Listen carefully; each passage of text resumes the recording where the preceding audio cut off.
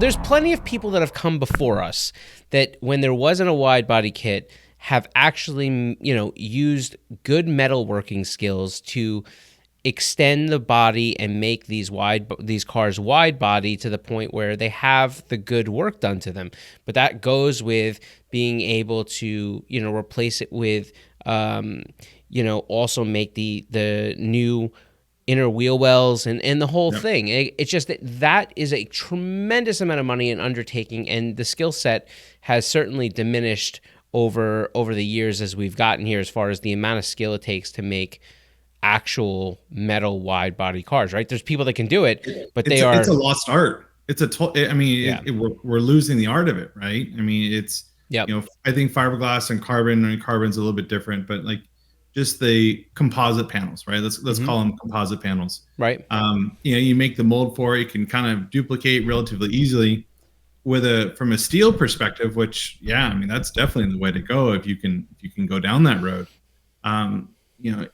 The folks that can make that and the costs associated with it. I mean, to me personally, I think it's if I was in the opportunity to kind of choose one or the other, I would much rather go steel.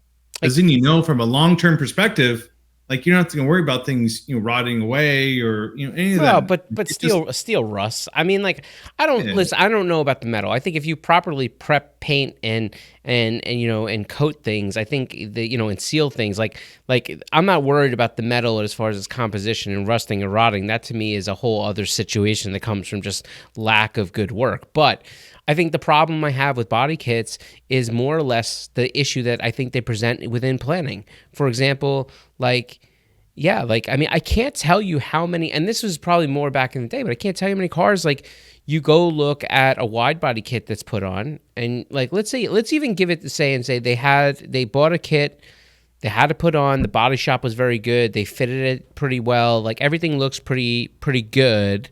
Yep. And then you take a peek under the fender or under the quarter and you realize they never cut the quarters of the fenders that were originally on the car. That's a problem, because what happens is you go ahead and you put those wheel spacers on, or you go ahead and get that wide wheel. Let's say you even spent all the money and got yourself a 18 by 13 inch wheel built. Let's say you did it. It can be done. It takes a lot of money, but you can get a one-off company or a three-piece company to build that type of fitment. So you get that fitment, you get that done, you bought yourself a big dollar set of wheels, you had a lot of money put in the body kit, they didn't cut the quarters and the fenders away. First off, I say, whoever you took it to, they should have warned you that was not a good idea to not do that.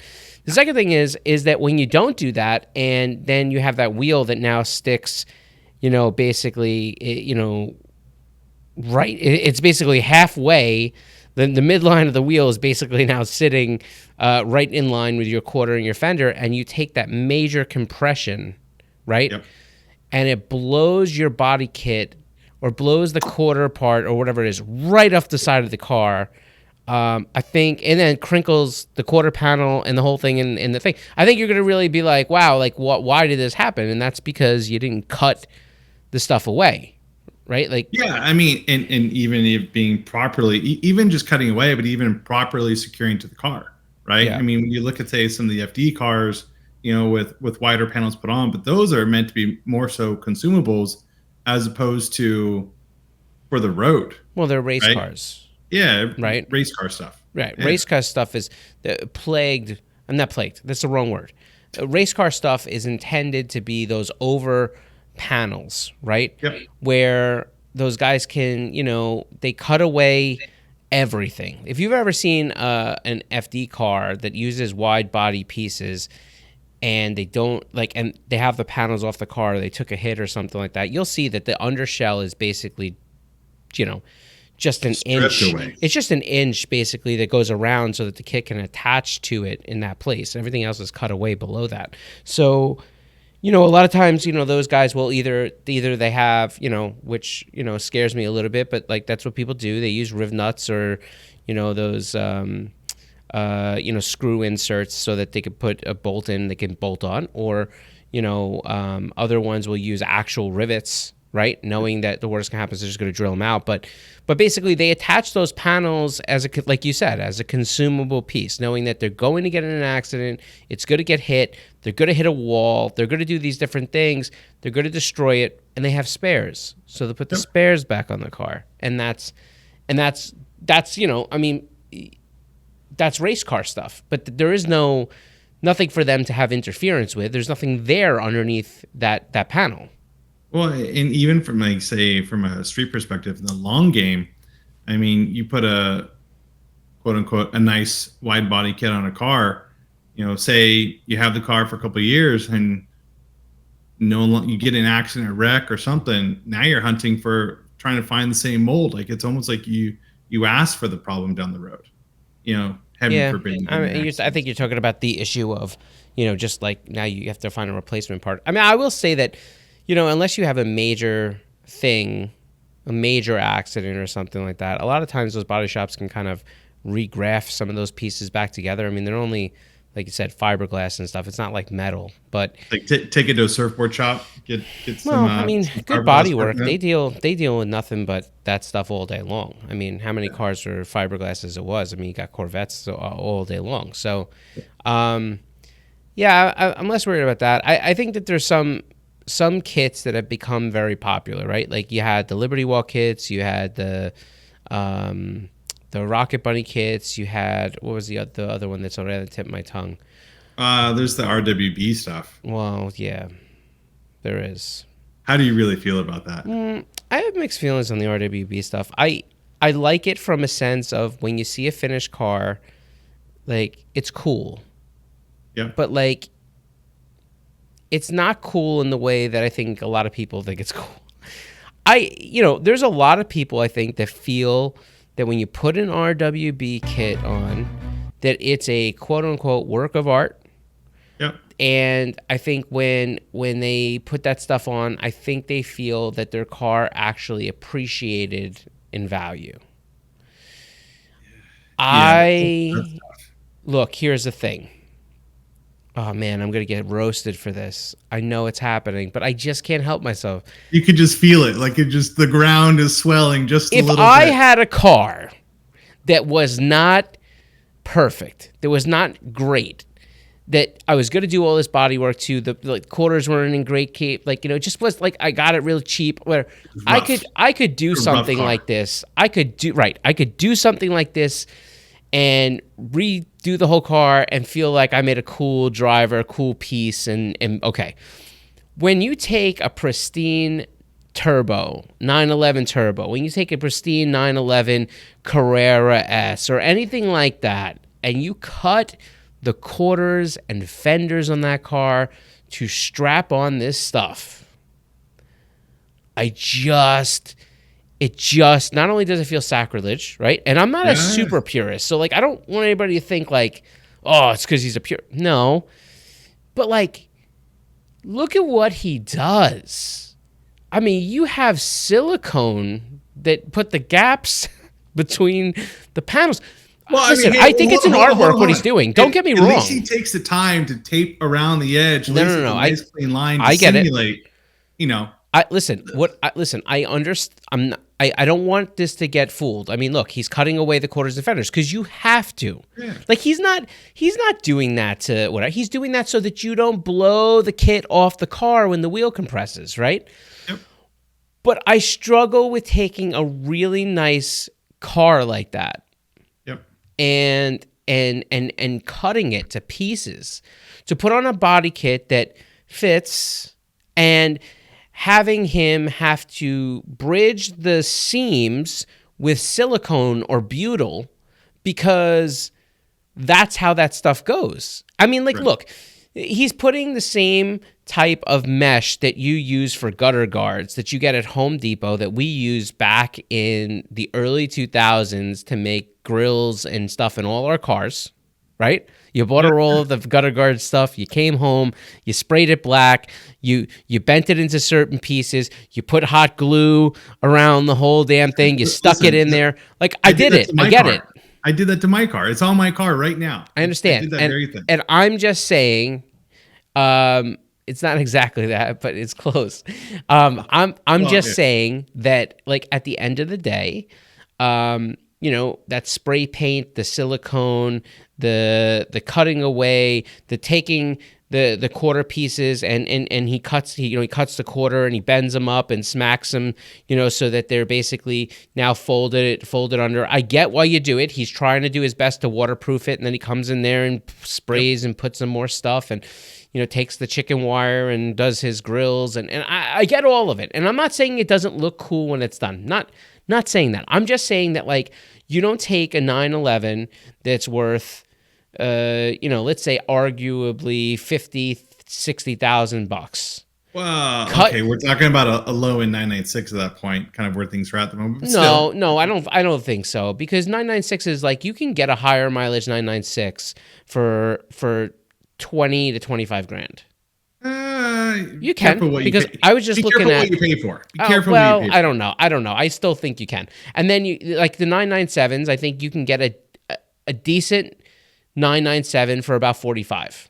Yeah, but he's more known for the air cooled side of it. Like, and I he's done understand. some of And the those newer cars ones. are Yeah. really become expensive. Oh, especially when I see like a 993 getting cut up, and I'm Yep. like, oh, like that's the one 911 that never really lost value. Like, you might find a beater in the bunch and stuff like that. But he did a lot with the 964s, and like the 964s have just boomed in value because they're now turned into the canvas of RWBs, Now, the Singers of the world. Max All has like, Max has one up on screen right now. yep. The car looks ridiculously awesome. I'm not saying, I just don't want anybody to think, I'm not hating on the artistry of what he does. I'm not Yeah. hating on the overall look of the car. The car is sick looking. I love the look of the wide body car. Like, the I'm car there with looks you. great. I'm just saying that at the end of the day, this is not the car. You didn't take that car, cut it up, put this stuff on there, spend all the money to fly this dude over, right? Yep. And don't get me wrong, I think he's an extremely talented dude, and I think you should, if this is what you like, you should do it. That's what cars are about. Absolutely. Yeah. But, like, you take this car, you cut up the stuff that your sheet metal you can't really replace anymore. You take a car that's got a value, you strap this stuff onto the car, you spray paint, you silicone, you butyl, you hot glue. You put the stuff on the car looks dope, Yeah. but do not fool yourself that this car is not worth inherently a lot more to most people. This car is worth more to the person that wants that. Another like-minded individual. Now, with that said, if I had the money Yeah. to be able to own both, the clean one and the cool one, Fair. I buy them. So I don't want Well- people to think I'm like, I'm not against this. I'm just saying, like, just keep in perspective here. When we start looking at how we're attaching this stuff to the car, it's with a bunch of silicone and fasteners and screws into sheet metal. I mean, it's just, look, you take this kit, you take this type of work out of this one RWB situation, Yep. and you bring it over to most other car platforms, and people will go to the shows and they'll get roasted. Yeah, I mean, doing like, so my car, I have an IROC body kit on my car, which is 9-inch flares up front, 11 in the rear. And the front is a relatively simple thing because it's just swapping out the entire fender. Right. Right. And it has just enough bulge to it that it is a wide body kit. The rear, I'm running 15x10s in the rear. Okay. That in itself, creates sort of an inherent problem of just tire selection and what's and living here in Tennessee and how the weather shifts. It gets a little crazy running Hoosiers all the time on the street. But now, on your rear quarters, are they worked in, or do you have a? In. Yeah, so it's completely smooth and all that. The only thing original on my tub is the tub and the doors. Everything else is glass. But, like, let me done ask, proportionally. now, was that because you got to school me a little bit on this stuff. I'm not really inherently good on the aftermarket side of some of the Porsche stuff, right? Yep. So in that vintage, when you put that kit on the car and they glass everything in, was that to mimic the actual like a real wide body car, Correct. or was this to go over and wider than the original wide body car? So in those cars, there are steel bodied IROC cars, and that have those flares. So if you can find those fenders, like kudos to you. They're almost unobtainium to find those. Uh-huh. And that was based off a period correct series called the IROC series. Yep. And it was enough to, sort of put Trans Am cars and Euro cars to compete against one another. In those, there were a couple of folks who were making body kits for them, but I don't know the origin of who did the steel panels. I don't know if that was a Porsche thing or not. Not that IROC Max. I think Max is playing with us. He just put on a Camaro IROC on the screen. It did race in period. Yeah, okay, but man, it's there's sort of a wide swatch, and if something were to happen to my car right now, like I can't just replace one fender because that was a body kit that was made over 30 years ago. Yep. And is that same mold still around? I don't know. No, you probably most likely have to bring it to somebody that can actually remake whatever corner you blew apart. Yep. Right. But here's the thing, like, and this is maybe a good question to ask you, right? Yeah. Original, and let's not take the IROC car because I think that was a really niche thing. But let's say your vintage Porsche, yep, and the actual wide body version that came with it. Well, technically in that period, there was no factory wide body. Okay. There was we didn't get into wide bodies until we got into. Well, I take that back. I grossly misspoke there. There's the RSRs. Okay, that's fair. There's the STs, right? Those were considered to be wide body cars, but those were also more so race cars. Okay. Like you were buying a factory race car. Right. It's equivalent of buying the GT3 RS today kind of thing, but like a little bit more stripped out. Even more specifically a race car. Yeah. Like of period, an ST was considered to be like going to the dealership and buying a cup car. Got it. Yeah. But it was street legal.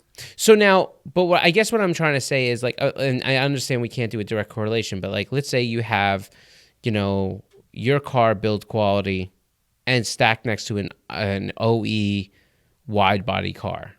You would also agree that even though your car is glassed in, it doesn't have silicone on it, it doesn't have all this stuff, you would also agree that the wide body still would be worth a lot more. The stock OE wide body car. Oh yeah, the factory one, right. Absolutely. Right, and so that's what I have a problem with when we cut some of these cars up. And I know people are like, "Well, that car probably wasn't a wide body as well." I don't know. I mean, we cut up everything. It seems like I just saw that he just did a turbo, right? Yeah. Like I don't care where you are. I think it was a 997 turbo, and I remember thinking, well, no matter how you do it, that's an expensive car still. Yeah, I mean, I have a very much like to that point. I have a love-hate relationship with RWB stuff. I mean, having a period car, right, and seeing some of the ones he's done. I would say his narrow wide body kits are on point with its sort of period correctness, right? But then when you start getting into the wide versions, now we're straight into cartoon territory. Like it is just the proportions are almost too much. Like I've seen one of the wide body 964s where it says wide kit. Yeah. And it's just like flags hanging out the side of the car. Like it just doesn't. And don't get me wrong. I even with that all said, I mean, I agree with you, and I still like them. I mean, Scotto's car was beautiful. It was like one of the more, first ones. Tastefully done. His car was tastefully done. That and Pandora one, which was the other one that Mark Arsenal did. Yeah. So like, don't get me wrong. I mean, I'm in on the look and how cool they are. I just struggle with the fact that, like, at the end of the day, if you just want to take away all that stuff, right? I still think you have. I mean, and Scotto's car was different with that stuff, right? Like, Well, so his car was, factory a 965 turbo, if I recall. So it itself was already body wise, factory body wise, already had, extra proportions to it, Yeah. because it was a turbo. Yeah. Um, I look. I still struggle with the fact when you start piping silicone in because that's the gapness yeah. and stuff. I don't know. It skews me out a little bit. But I think circling back, I think all these cars still have the same problem, and I think that has, when you start out for a wide body kit, like people need to think about what they're going to do in a complete plan. Like I look at it very much like an engine build, right? Yep. Like you start out with an engine build and you're mapping out every component you're going to use before you start building the engine. You don't build half the engine and then decide like, man, like I got these rods, like what pistons am I going to use? Like it doesn't work. Like you don't do that. Like you don't decide about what bore you're going to use before you figure out what pistons you're going to use. Like are we going to go over 20 or whatever? Like they're all pieces that go in conjunction with each other. And I just think that when you start getting to a place where you put this wide body kit on the car and then you go searching for wheels, that is a nightmare. It's almost like you should be going for wheels first and then the body kit, just to make sure that you've got everything to complete the project, as opposed to interbaling wire and duct tape here. Well, look, I think it's extremely hard. I think that body kits are made to what body kits are made for. So buying the wheel and then trying to fit the body kit afterwards, I mean, yeah, I think there's some merit to it if you have the room to taper it. But then you're spending a lot of money to get that thing to line up. Now, if you're not going to, then I think it's fine. But then make sure that you have a wheel provider, or you know what you're going to do in a one-off sense, or you're okay with trying to figure out how to get the spacer made to get you to the exact place, because you don't want to have a wide body kit and then the wheels look ridiculously stupid, right? Almost cartoonish. Well, I think it even goes the other way. You don't want to see the car that has the really conservative wheels and it looks like the car wants to fall over because it's like got 2 more inches of body on each side of the car. Like that's crazy. So it's tough to see those. Like I applaud the effort. Like there's a lot of effort that goes into widening a car. If you do it the right way, there is, yes. Yeah, I mean there's definitely the easy button to do it, and you get what you get, right? It's just. And I think you can make a really cool driver car and I think you could do it inexpensively as long as you're not looking for a pristine car. In right? What sense? Like what would be like? There's plenty of crappy. There's plenty of semi-crappy wide body kits that maybe even are application specific that are available on eBay. And let's say it costs you $1,200 to get a kit.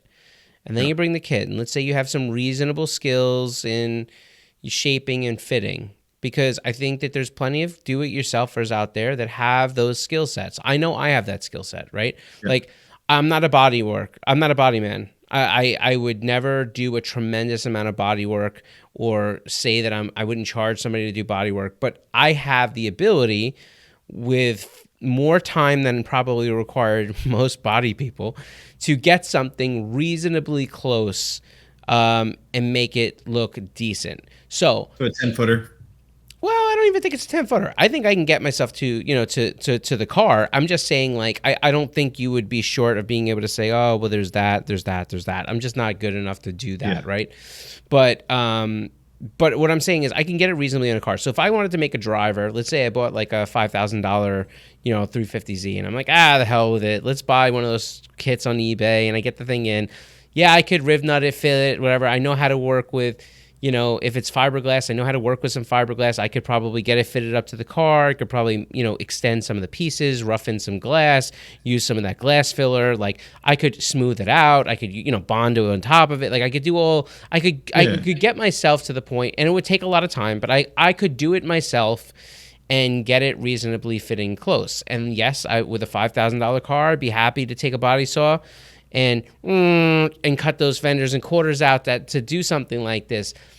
But I still think that at the end of the day, I'm going to have to put a wheel on the car without it looking ridiculous. So I just can't help but think of like cutting into the car, like I'm going to give you a second life, son. Just cutting through the thing. Yeah, but like, here's the thing. I think the reason that it like almost I like those cars.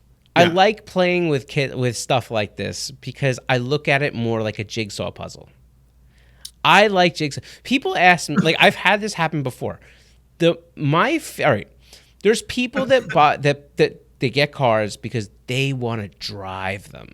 Yeah. Right? There's people that get cars because they want people to look at them when they're in those cars, right? Absolutely. There's people that get cars because they love building them. And I've always said that I love building cars more than I like driving cars. Now, I know that that's a hard statement for a lot of people to take, right? Like they hear that and they're like, that's crazy. Why would you buy a car? Because I like working on cars. I like fabricating. I like using these. Yes. And here's the thing.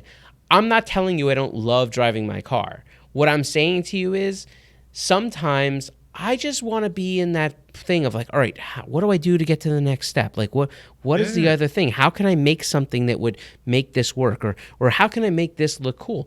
I've always been like that. I like that challenge. I like that stuff. So you give me like I love helping. Yeah. And I unfortunately go much further in than tinkering.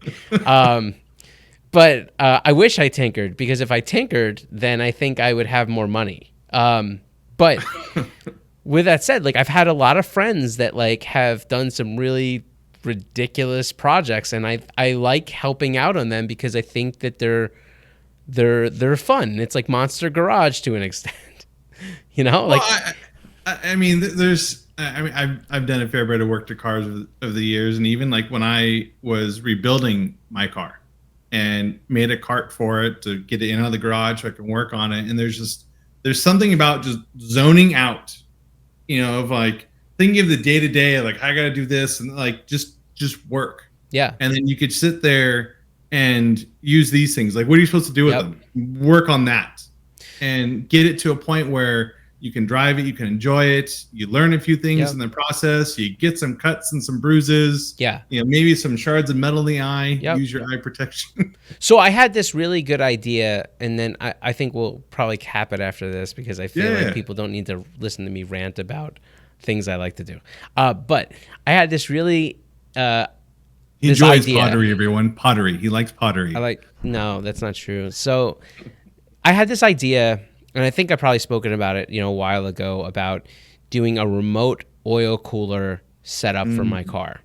So I bought one of those. I bought a Durali kit that has the 2 5-inch fans on it. Really try, because there's not a lot of airflow opportunities that my car has. Right, a 350Z doesn't have a lot of that.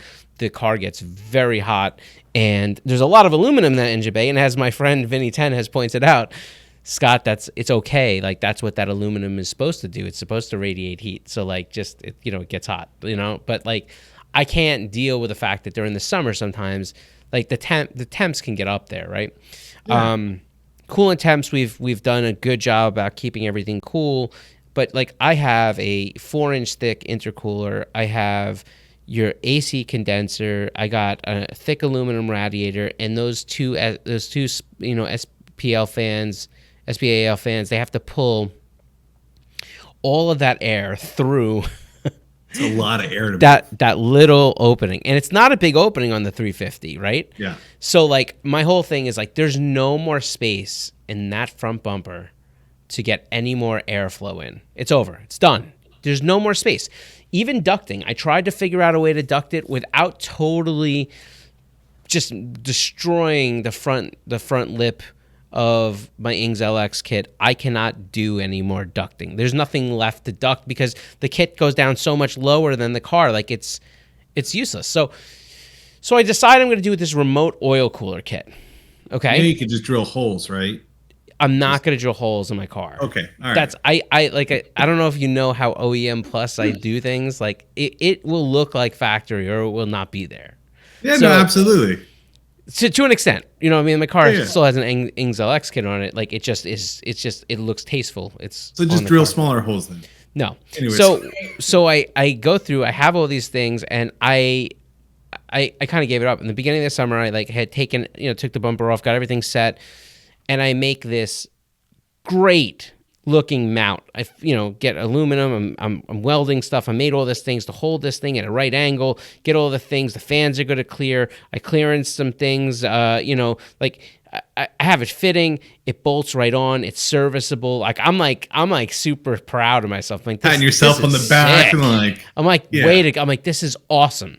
And then I go to put the bumper back on, and somehow I measured a little bit off, and now the bumper it's an inch away from where it needs to be for the bumper to go on. So, well, that's not going to work. So now I took the whole thing that I spent all that time on, which it wasn't a lot of time, but I probably spent a solid, 3-4 hours on it. And I basically just threw it into that was the day that I was working on some stuff. That was the clearance versus clearance. No, that's not the day. That was me searching for AC leaks. I found them, by the way. I fixed it. So what ends up happening is, it's not. You can't see it there. You can see my little. See up there on top of the brace there. That's an oil separator. It's basically like a catch can. Yep. So I made it's a sealed catch can. So it routes back, and then what I did was I took the PCV valve out, and I went to a radium PCV valve, and I moved it closer up. So there's a straight AN fitting that comes off the valve cover, routes back to this. There inside, I built that box. So inside, I basically did the window wall where you basically have one piece of metal that it hits here, and then the air flows. So then oil hits it there. It's got to drop down, and then there's another plate that I welded in that has all these holes in it on the bottom, so the oil would go down below, and then it has to travel back up, and then it hits another wall, right? And then it's got so the airflow has to then go around it, and anyhow, it goes back around, and then there's a valve in the bottom that I have run all the way back near the oil filter, so when I change my oil, I can just open this thing up. But I've never really gotten any oil out of it, so I'm gonna say that it's doing its job. But lesson learned. Anyhow, bottom line is I built this whole oil cooler kit. It doesn't work. I throw the thing in the box now, and it's like I know that that's not going to work. There is no more. I can't move it in any other direction. So now the only way that I can make this thing work now is forget the time and effort that I put into this bracket that I already did. Now I started working on a full on. All right, so a Durali thing comes with this aluminum piece that has it's super shrouded. It has stripping and everything like that, the ducting, and the fans mount right to that. Well, now I can't use that piece because that's the inch that I need. So now I've started to I've taken that off, and I've started to build a whole entire aluminum duct shield that goes all the way down so that I can move the fans to get it back down the line. The fans are now going to be down the line. This duct is it kind of tapers in around everything, and so it holds the oil cooler up front, and it has all this stuff. But now I don't know how it's going to work because the fans are going to be, they're in the sealed duct unit, but they're going to be much further down the line. They're not going to be right up against the oil cooler. I don't know if that works or not because it's sealed. So I'm gonna have to find out. So now I'm entering into a project that I've never entered into. So you enjoy tinkering. If you call that tinkering, then I don't know. You found my that's my catch can inside before I sealed it up. See? Yeah. That was my. That's because some people buy them for $40. And I sit there for days. No, this wasn't days. I sit there for 3 hours cutting aluminum and trying to figure out how can I make this go around, and then because I'm a psychopath. There's something wrong with me. You enjoy what you do. Sometimes. Well, yeah, everything has a moment. Anyhow, all right. Summary before we get out of here. Make sure that if you're putting a widebody kit in your car, think about the wheels. Maybe at the same time as the purchase. This way, you can kind of line them up and just make sure you have some options. Come up with a game plan. Equate it to a motor build. Yeah, think about the whole story, not just up front. Make sure you got the wheels thought out, at least to the point where you can get close and then fine tune with spacers if you have to. Again, I don't condone the use of spacers on an average everyday car, but once you put a wide body kit and make your car 5 inches wider, you're not in the same realm anymore. So you're going to be doing a whole bunch of stuff that you shouldn't do. So there's that. And that's pretty much it. Thanks for hanging out with us. We'll catch you back here on the next one.